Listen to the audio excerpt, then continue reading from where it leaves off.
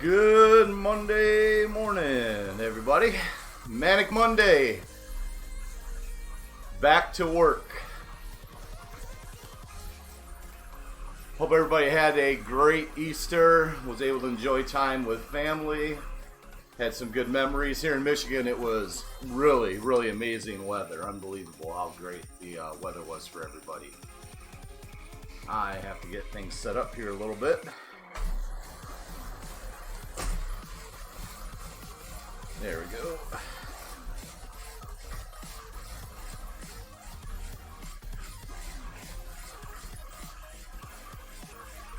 So yeah, yesterday was a great day, a great Easter. Hopefully everybody enjoyed it. Everybody had a good time. I know that my family and I did. Had the old traditional Easter egg hunt, even though the girls are starting to get a little bit older. Started the day off talking to my mother on FaceTime, letting my daughters have some time with her. She seems to be doing very well. And of course, she is laid up for 6 to 8 weeks. Can't put any pressure on that leg that she broke. And of course, she's also has her broken arms, but it was a good day. And I'm sure she had a good day too. I didn't get a chance to talk to her last night, but we'll talk to her this week. We are on a new route. So this is a brand new adventure here in Watopia, the game Zwift. I honestly don't know if it was just released or if I just happened to notice it. But it's a desert ride with very little elevation. And so I thought, why not? Let's try it out. I think it's just over 19 kilometers for the loop. But switch things up a little bit, right? Don't always need to be going through the same routes. I don't go on, my routes that I do, usually are not, oh, there we go, we froze up. Still having camera issues, as you obviously notice now. So, make sure everybody knows it's me. We'll just do this. Oop.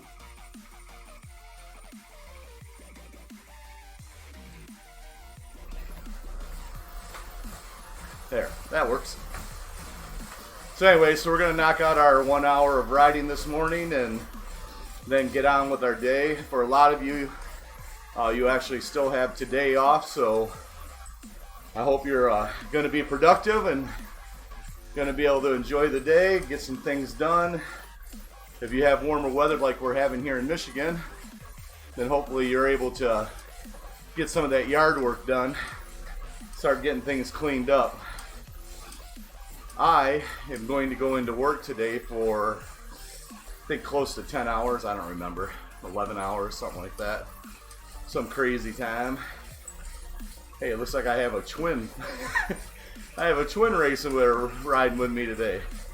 That's funny.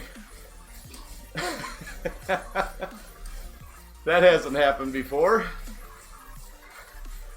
So the thing on Zwift, for some of you that maybe you know this, maybe you don't, but there's a garage. And of course you can change your outfits, change your bike. You can purchase new equipment. Once you hit certain levels, they become available to you. And then you use your little sweat points up there to buy things. And of course you earn points as you ride. So there is obviously a game element to this. As you'll see up there, I have 128,000 sweat points or whatever that's called. I'm a level 10 right now. See that underneath the kilometers per hour that I'm riding. And so, kind of cool. So I picked up a new bike and a new set of tires this weekend. Once I took a little bit of time to mess around with the game. So, pretty cool though for me. Just trying to figure this whole thing out, keep it interesting. See if it makes any difference on how I feel the ride goes. This is an interactive system. And so I'm on my Raleigh Willard 2 gravel bike, and it's attached to a direct drive trainer, which is a Wahoo Kickr 18 is what I use. There's several of them out there that you can use, but you know, the marketing gurus out there, they got me on the Wahoo as being the best option for me. So kind of cool.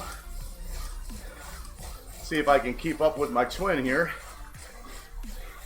That hasn't been my intention throughout this entire training though this year. It's been really to get myself used to riding, and stationary riding seems to be more difficult to me or for me than actually being out on the road.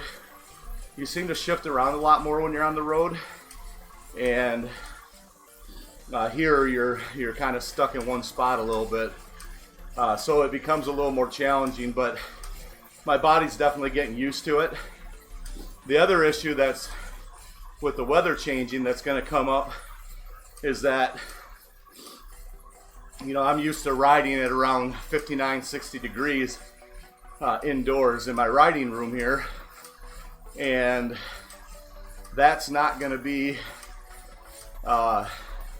something that I can do moving forward. I'm not going to be able to keep the temperature at that low, so maybe that's good, I don't know, but it's definitely going to be more challenging because the hotter it gets, the harder it is, and definitely going to be sweating a little more, but it's all good, it's part of it. The goal here, as you can see on the ticker, if you're new to this channel, is for me to get down to 244 pounds. I stopped weighing myself a bit ago just because it wasn't serving me very well. I was getting discouraged by the lack of progress for that one measurement, and so I just stopped weighing myself.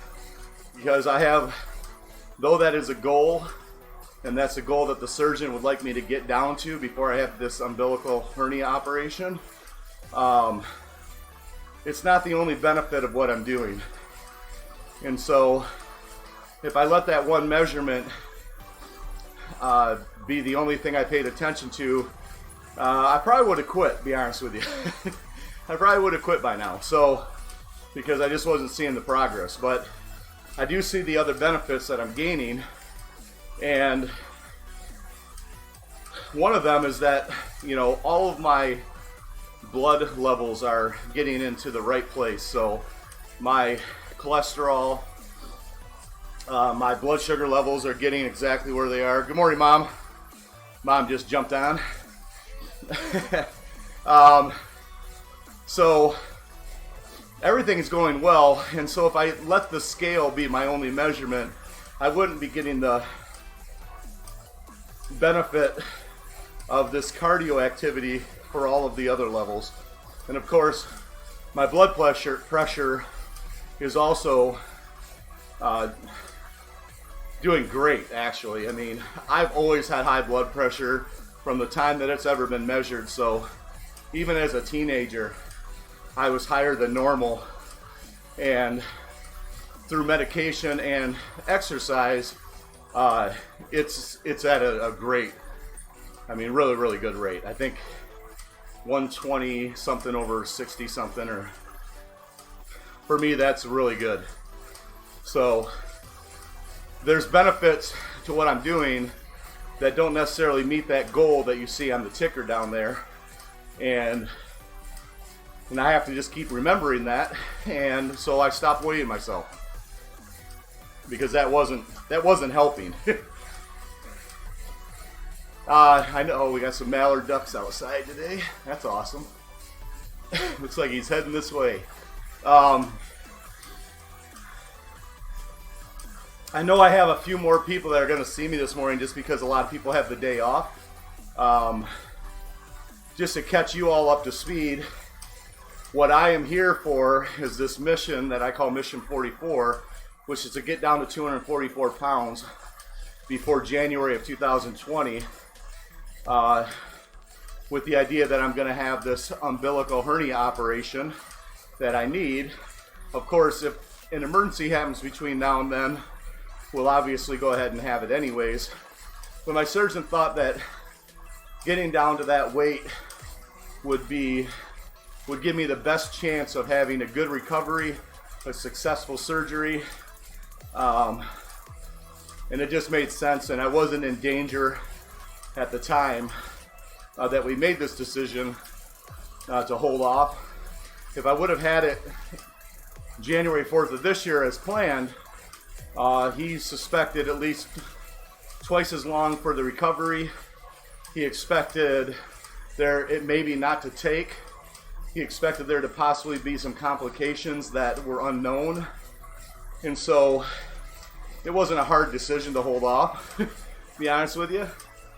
I wish we would have had this discussion the month before when we first met, and I wouldn't have even scheduled for this year.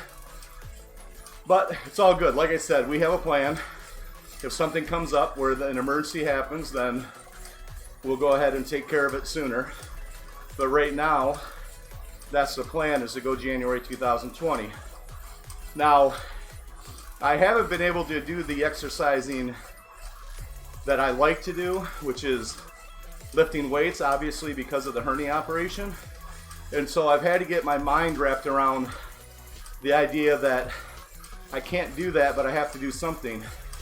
Cycling is by far not the best fat loss exercise out there. It just isn't.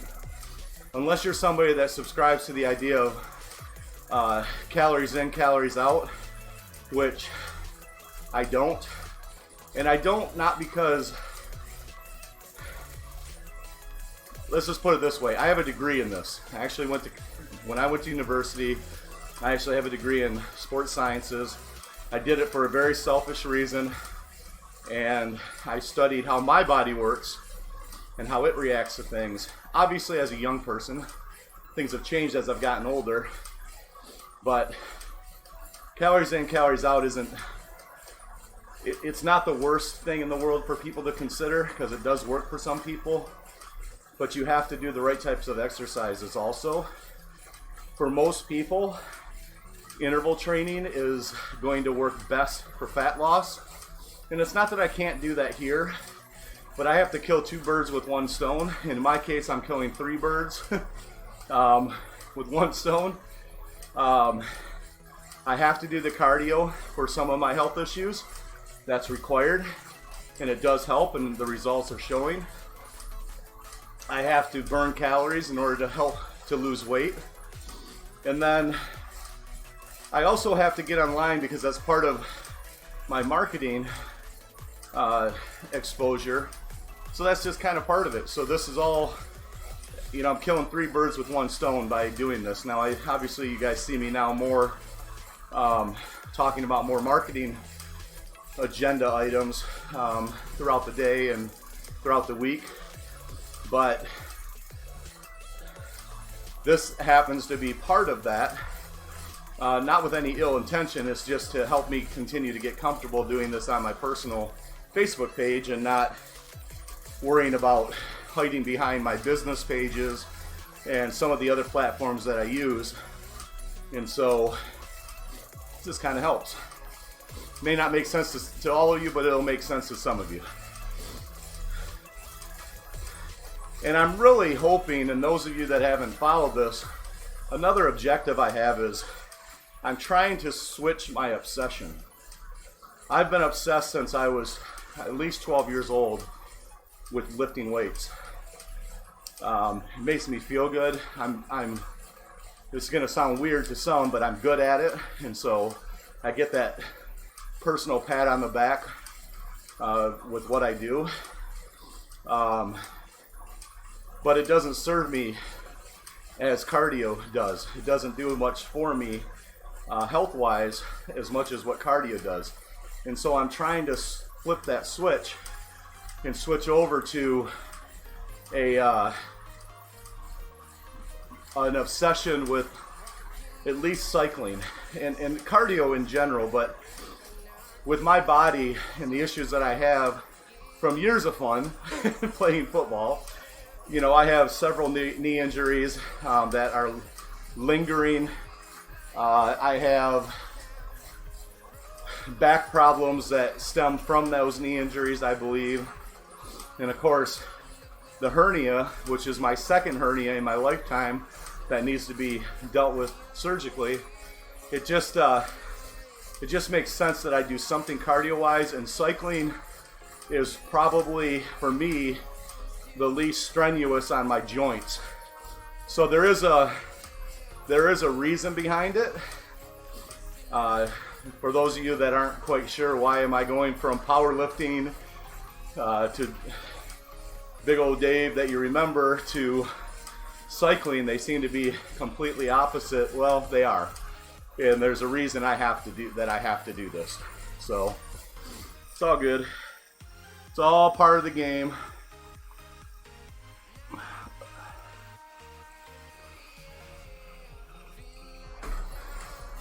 See if I can get Video Dave back up here.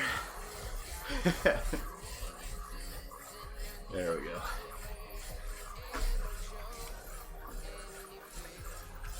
So that's one of the things, for those of you that are really curious about going live, one of the things that you have to accept is that things are going to go wrong. And when you go live, you get a little nervous about it because you're trying to figure out how to fix things. And what I'll tell you is, don't worry about it. Things are going to go wrong. Things are going to mess up. You know, last week we had one of our rides where the sound was terrible. Honestly, I don't even know if the sound's good right now. So the sound could be terrible. So that's something that you have to just realize, that things are going to go wrong. My camera freezes up often. I am working on a solution, but I'll be honest, I've fixed this thing no less than 6 times this year already. And whenever there's a software update on either Zwift and or OBS or Restream, which are the 3 programs that are putting this out here for you guys, it seems to come back and I have to try a new trick to fix it. And so you just have to realize that those kind of things are going to happen.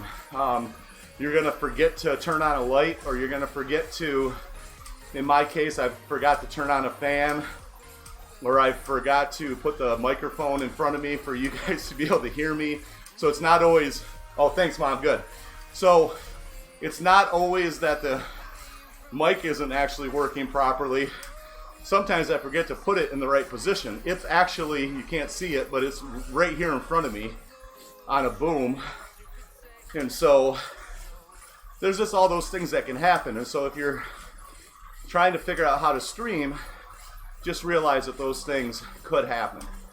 I do have a new camera that I'm not using today. That's going to be one of my fixes. And I didn't even realize that webcams had advanced to the way that they have, because I will say, if I can make this work, and it's going to probably be Wednesday's ride that I try it, this will be the cheapest way from a camera standpoint for you guys to do it. Now, the camera that I have, the new web camera that I'm going to be trying out for that purpose, I already know it works well. It's a Logitech C922X, and the difference from old webcams to this one is that you can now, not with a lot of precision, but you can actually zoom in with them. And that was always the issue in the past, that you couldn't do that. And so people would be stuck using DSLRs, mirrorless cameras, or in my case, a camcorder attached to a unit called a Cam Link from Elgato.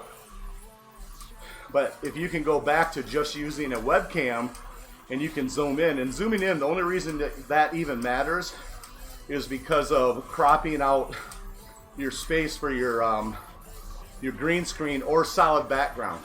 So you don't even need a green screen anymore if you're against a solid background. So even if I switched my whole setup here to where I just had a solid background behind me instead of a green screen, it would still actually work with this camera. So there's some amazing advantages or advances to the webcams these days, or at least the Logitech webcams, and they're cheap.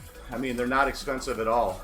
I mean, you can go up to like almost $200 on one, but you don't have to.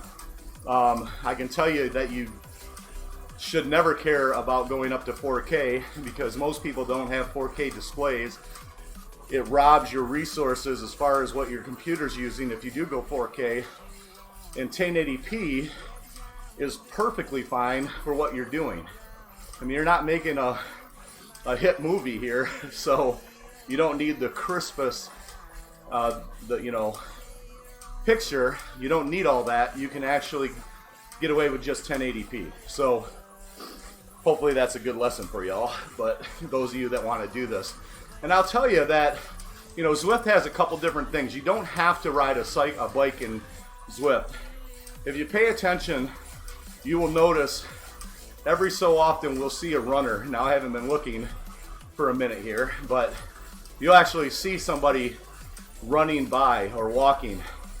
So you can actually be in and on this game as a runner / or walker.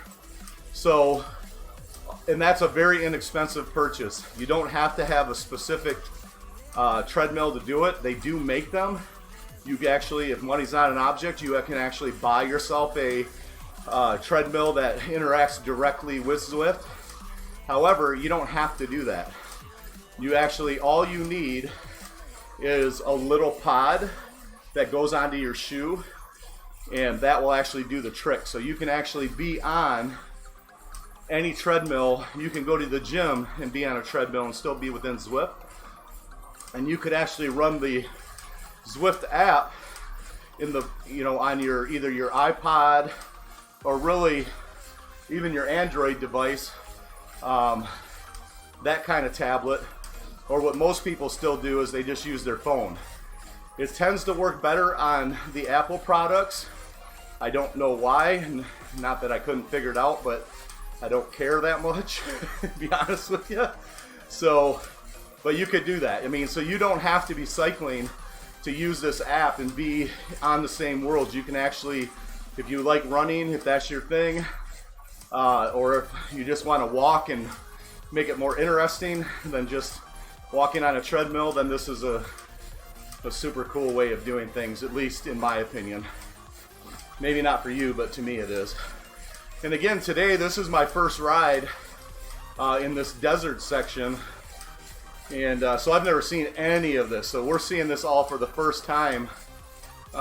This looks like a ghost town, to be honest with you, but it must be like maybe their version of Vegas, or I don't know. Kind of a weird thing. But it just, and you can do it different ways. I know that I've seen a few people even put on VR goggles, and that seems like a really cool thing to do. Like, it would be neat to be more immersed in it. But wearing glasses as I do, I already know that sweating is an issue, and I don't think that it would be a whole lot of fun for very long once you really got into your ride.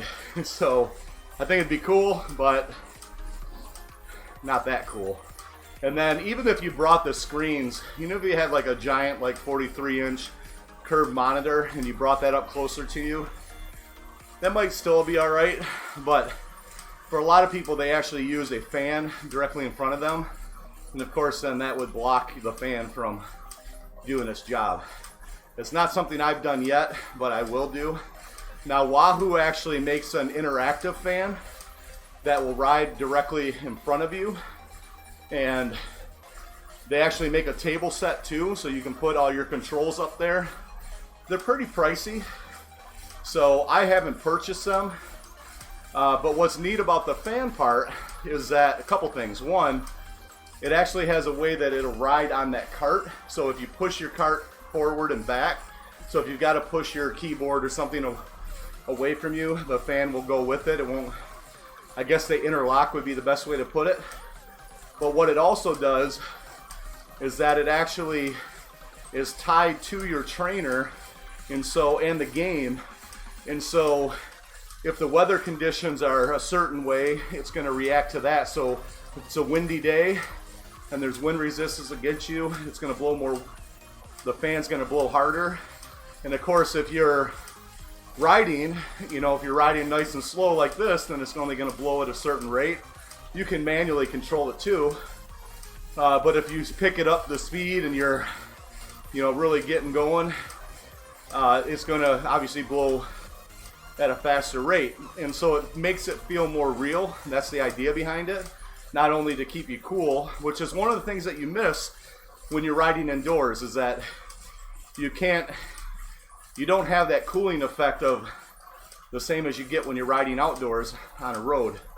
And so it's kind of a neat solution that they've come up with. And then there's also the Kickr Climb, I think it's called, where you remove your front wheel and you connect it to this other unit that's called the Kickr Climb. And what that does is it actually mechanically, through motors, will raise your front end up and down, you know, so if you're going up a hill, it'll raise it up. So it makes it more realistic.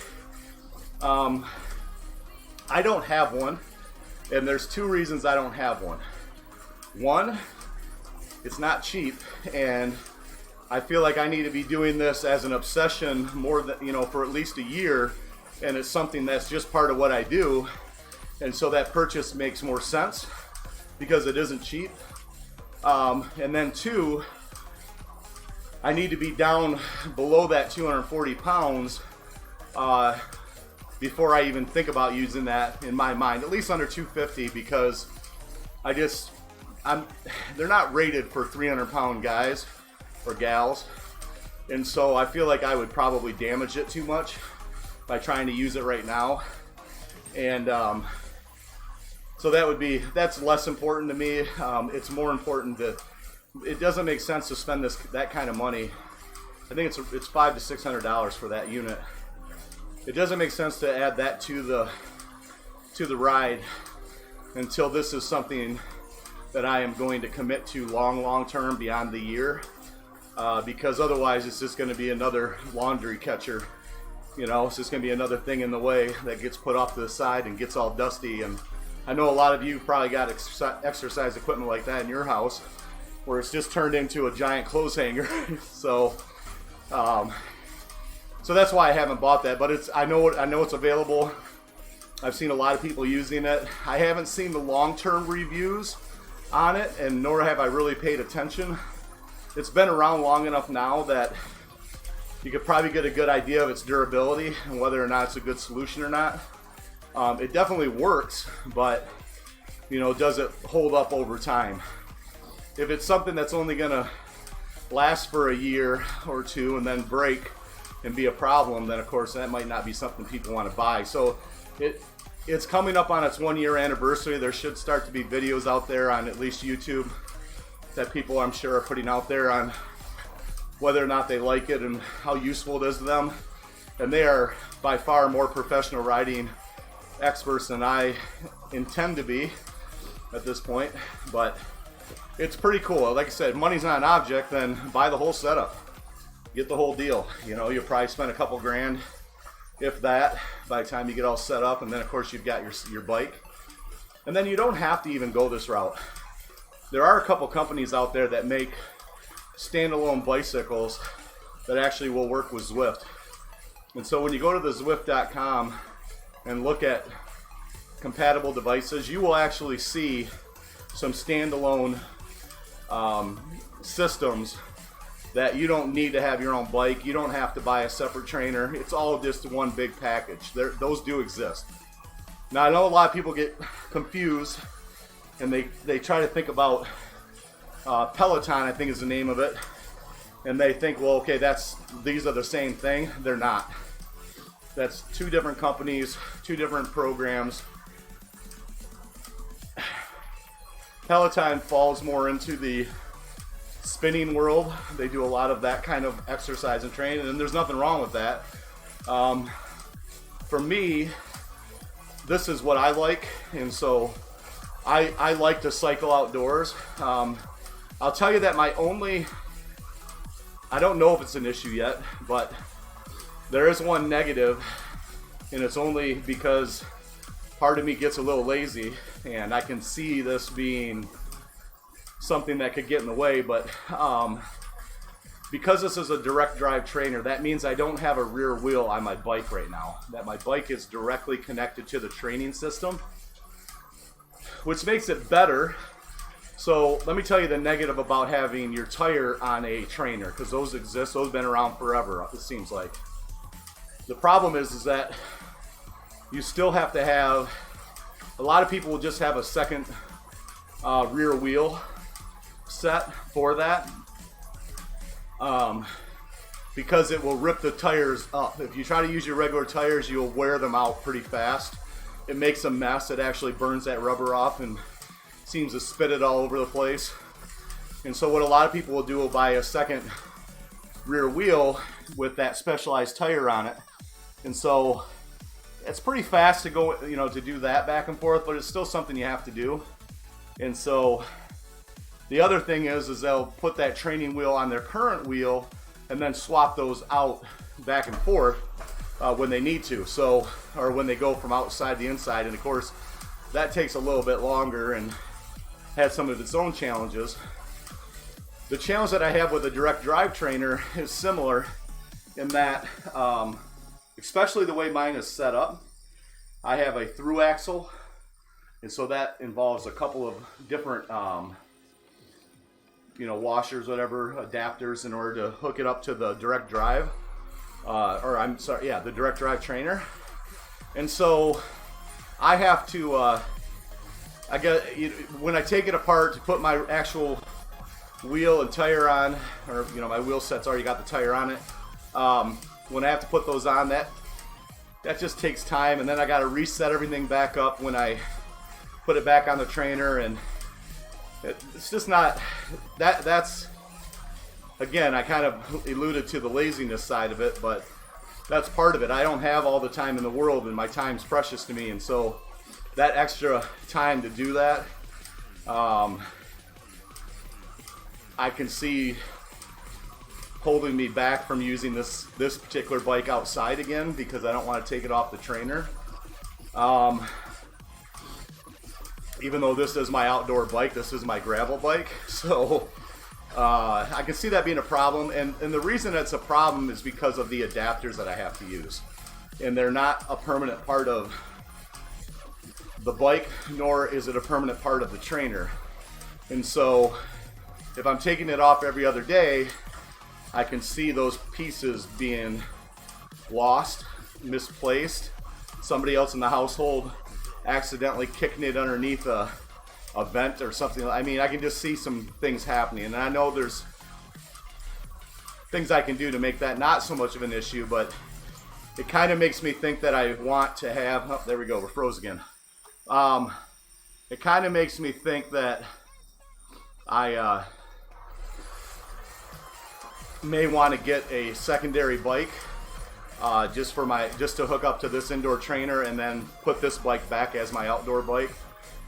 I know that's an extra expense, but I would end up probably just picking something up on Craigslist that had similar components, and I think I could probably do that for a few $100s if I'm diligent in my search. So we'll see. That's kind of the thought right now on what I'll do, but I am enjoying the riding indoors, but it's starting to get nice out, and there's definitely, like, tomorrow night is an early day for me at work, and I would love to be able to just get out on the trail, and so we'll see. I'll make a decision tonight, and then we may go through this experiment of how fast I can get everything taken apart and then put back together before Wednesday's ride. So we'll see. But I see that as being a potential concern or negative thing for some people, because it kind of is for me, if that makes sense for you.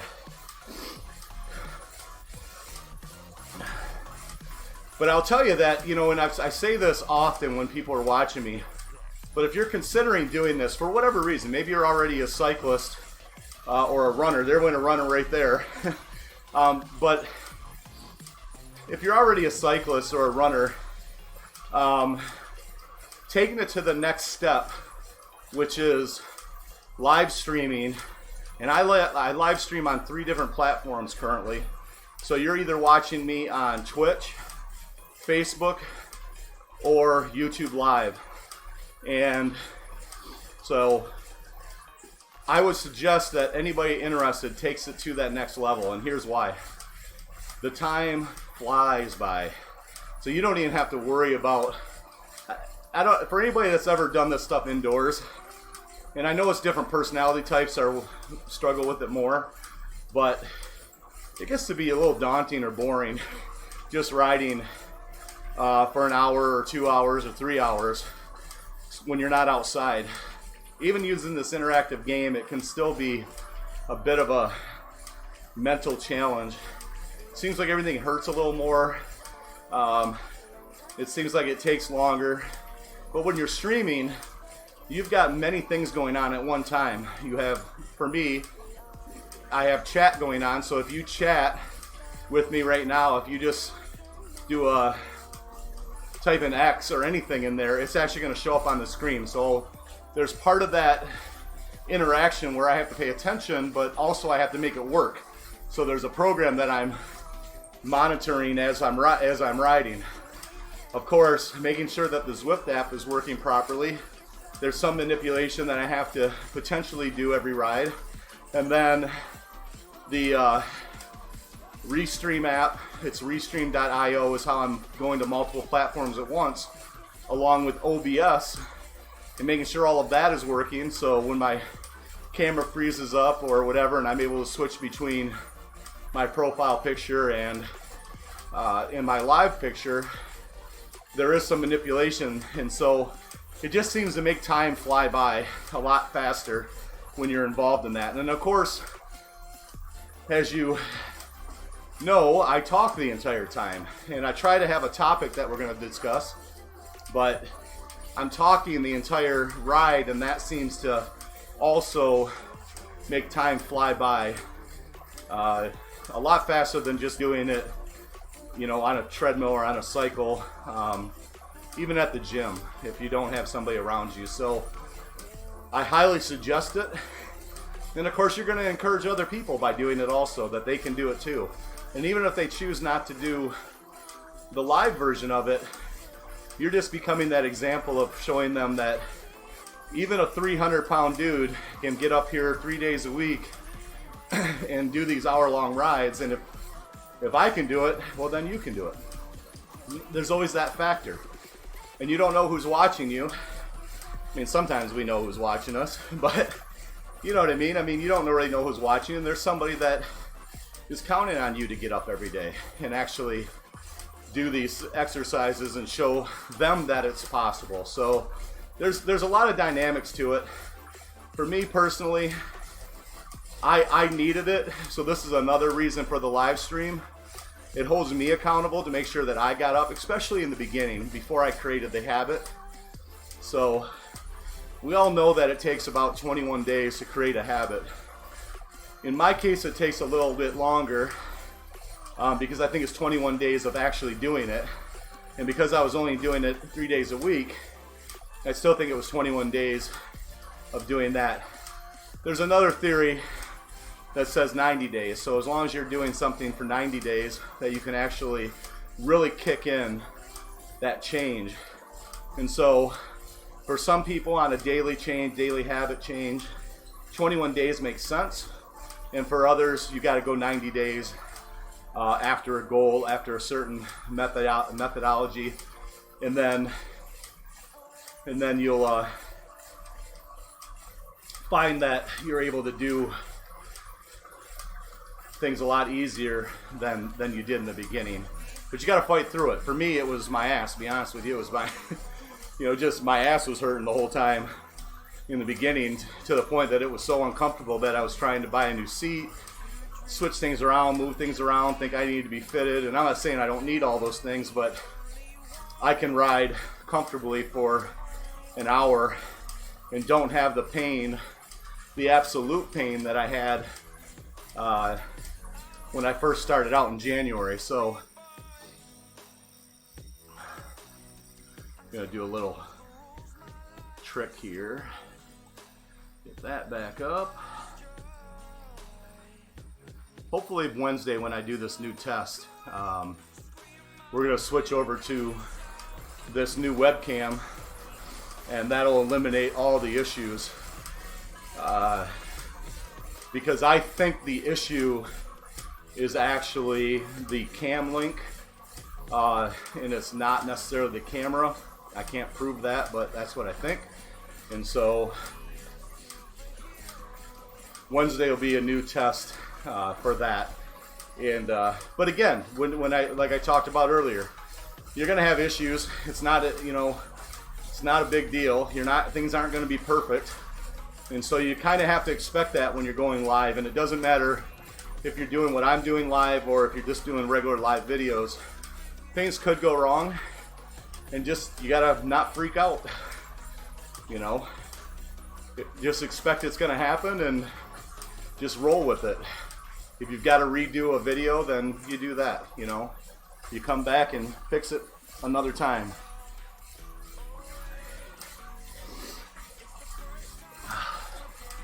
So this is my first time riding this desert route, and I don't know, it's been all right. Kind of dig it. It's definitely a different scenery.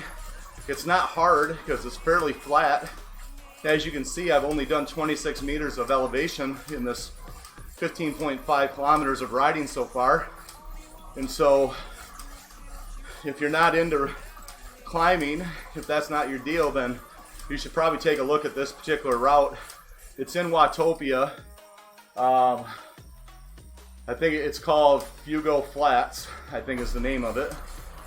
And I don't know if it's brand new or not. I just happened to notice it the other day. Didn't notice it before. I am always looking for the flattest routes because this game, one of the things that it does from an interactive standpoint is it knows, because I tell it, that I weigh over 300 pounds. And so I don't want to say I'm penalized for it, but it definitely makes it harder for me to climb hills because weight is part of the factor. And of course the other factor in it that I know a lot of people cheat with and I don't is their height. So the shorter you are, the faster you'll go. And the taller you are, they consider that more wind resistance. And so it's harder. And so it'd be funny if we could ever see everybody's stats, and maybe you can, I just never tried, and if everybody was 5'2" and 120 pounds, that'd be kind of comical. But I don't see the point in that because I'm using this to get personal results, and why lie? I mean, I don't even understand that. I guess if you're racing and you're one of those POSs, I guess that makes sense, but it doesn't make sense to me.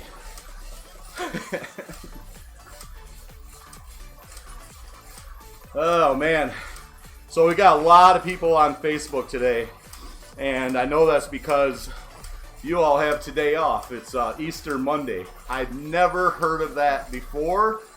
Hey, what's up, man?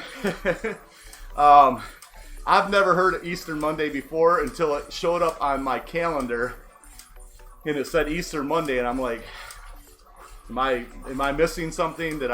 What's going on here? And so I know a lot of people actually have today off for Easter Monday, and it makes some sense. Obviously, you're out seeing family and you need time to get back if you're traveling. How much did Zwift cost? Good question. I think it's $15 a month in order to be on Zwift. If you're asking my setup, well, I will tell you can look all of this up because the prices may have changed. I ride a Raleigh Willard 2 gravel bike. I have a a Wahoo Kickr 18. So there's the 2018 model, which I believe is the latest model still. I wear a Wahoo Kickr heart rate monitor, so my beats per minute are coming through this right here. For me, there are different options out there for heart rate. I have a very large, let's say, rib cage, and so those don't work very well for me. I used to have a Mio wrist version, which they're kind of the innovators of this technology. And the problem with that one is that it never stayed tight enough. I had to keep pushing it up, and it was very uncomfortable. It worked, but it wasn't great. But this Wahoo Kickr has been working great. And then when you buy the Wahoo Kickr 18, you actually get a cadence sensor also with that. And so that's attached to the pedals, the crank shafts themselves, and that just measures your RPM. So when you're getting the 72 set, like right now it's showing 74 RPMs, that's actually coming from a sensor that's on my pedals. Now I don't have to have a speed sensor or a power meter in this particular setup because it comes with the Wahoo Kickr. It's part of the Wahoo Kickr. The actual unit itself measures your speed and everything. However, if you're using a different type of trainer, you may have to also get a speed sensor, and that's another 30-40 bucks, you know. So yeah, I was a power lifter, and I tore so it's another great question. So I was a power lifter, and I had a severe injury where I tore my abdominal muscles, and I have to have a surgery, and so I chose to go to cycling as my method of losing the weight that my surgeon would like me to lose. So great question though, thanks for asking. But yes, I was you would call me a power lifter in the past. I mean, a lot of people, I mean, I was a weightlifter in most cases, but I did a lot of the powerlifting moves and enjoyed it, loved it. But can't do it right now, nor I may not be able to do it. I'm also not a young man. I am 47 years old, so those days are possibly behind me. But that is part of my incentive of losing weight and getting that surgery accomplished, getting through the recovery, is that I can at least get back to it a little bit.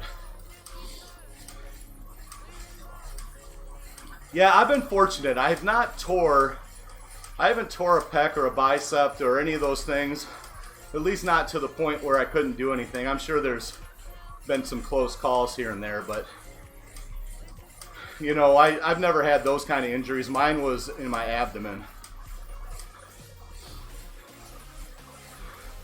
Well, thank you. My camera's doing its job. No, I'm almost 50 years old, so you know. But this is the best thing for me, is to get on the cycle. It's easier on my joints. I've been a cycling enthusiast my entire life by necessity. When I was very young, that's how we got everywhere. It's the only way we could do anything was if we got on our bikes, and so it's always been a part of me. Even in my 20s. I grabbed a couple of mountain bikes. In my late 20s, I did a couple of mountain bike races just to do it, just so I could know what it was all about. And so cycling's kind of always been in the background of what I've liked to do.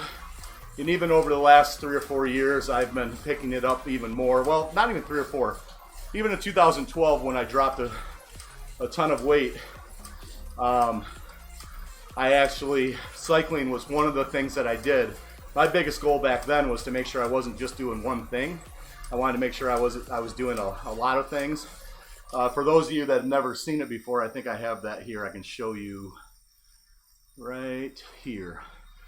So you can see on the screen right now, that was my 2012 transformation. That was February 1st, 2012 on the left.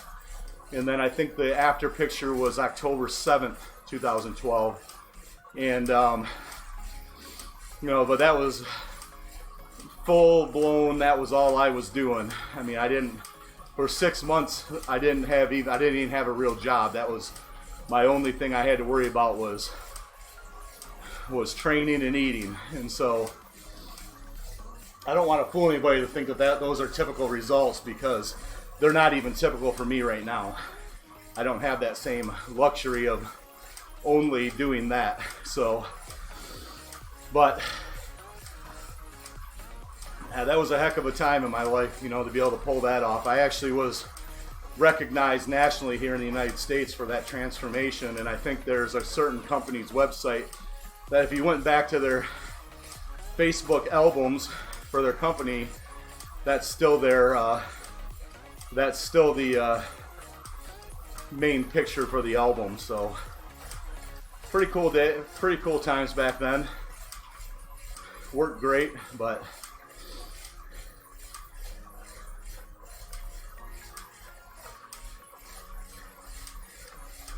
you know, so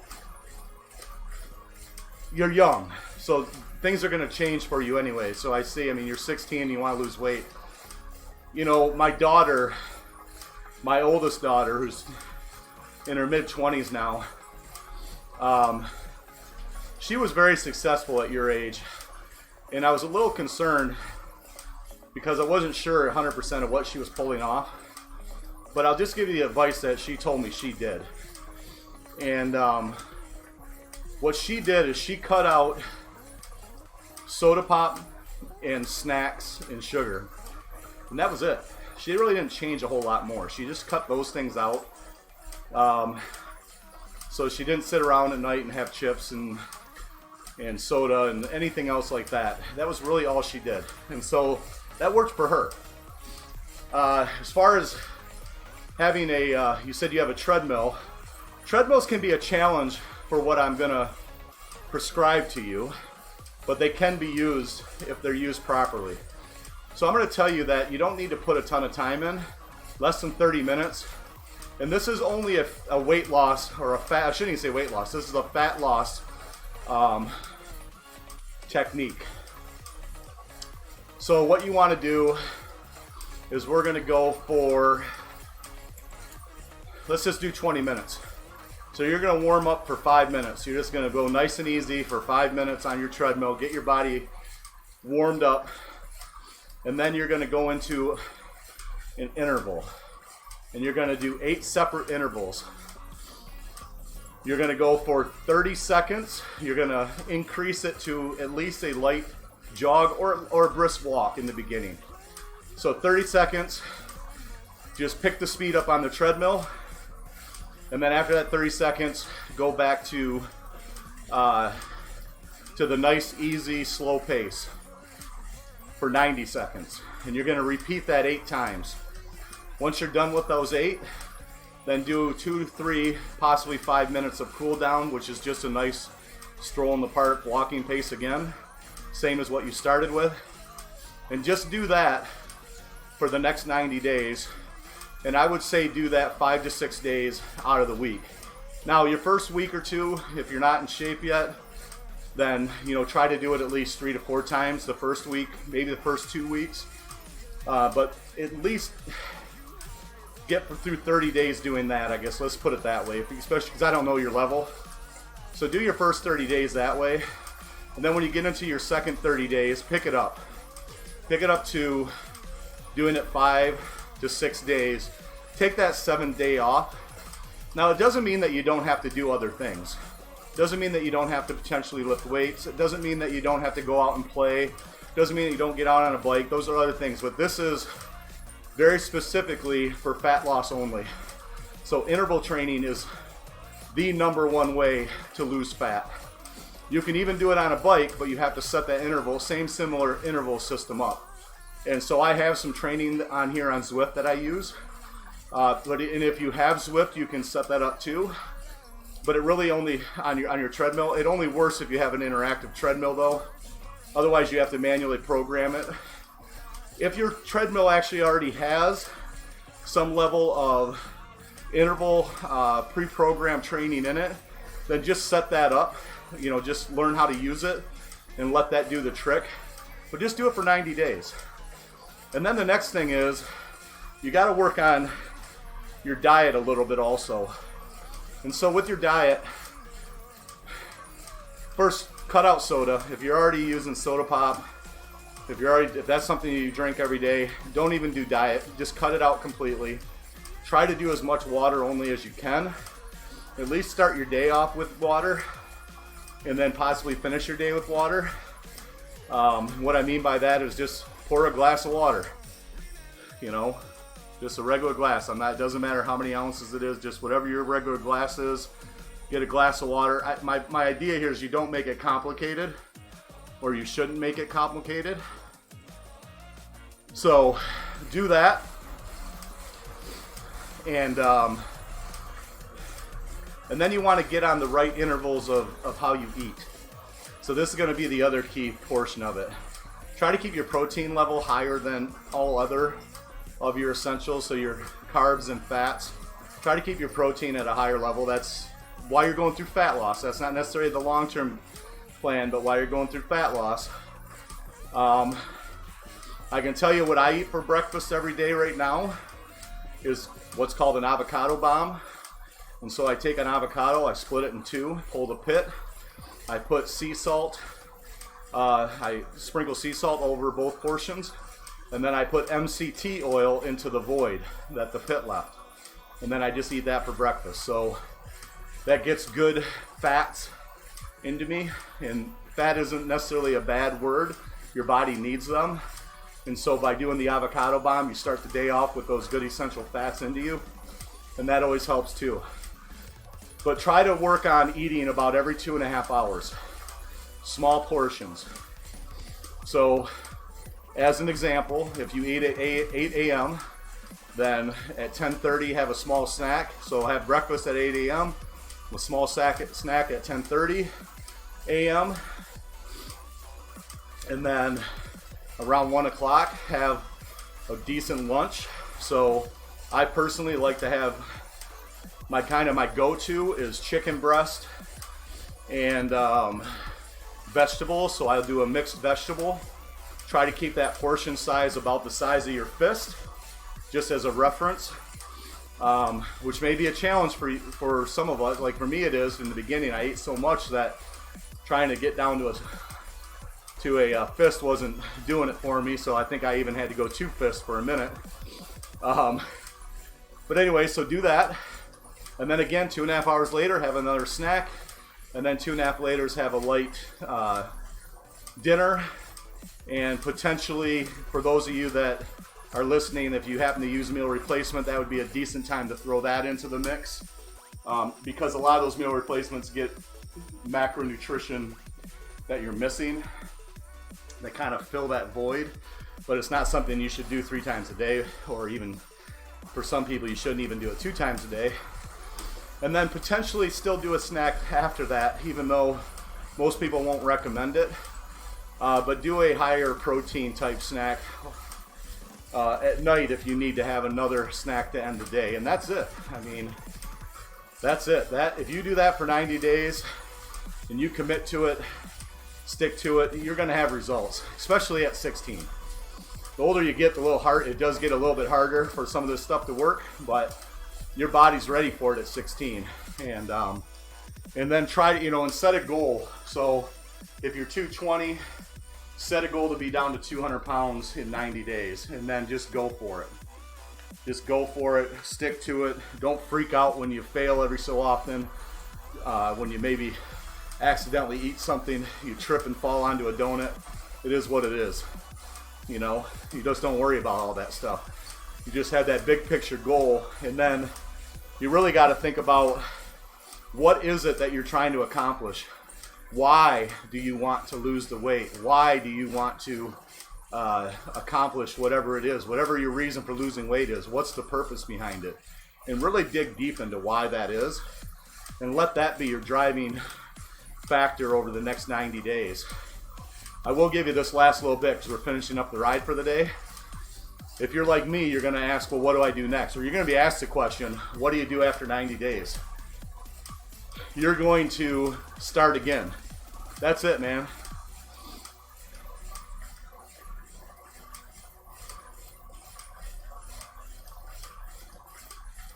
So in your case with a kidney issue and already having kidney cancer, and that tells me 2 things. One, you need to spend time with your physician as you're going through this before you get started, which you should do anyways. Anybody should do that. So spend time with your doctor, make sure that they're on board with what you're up to.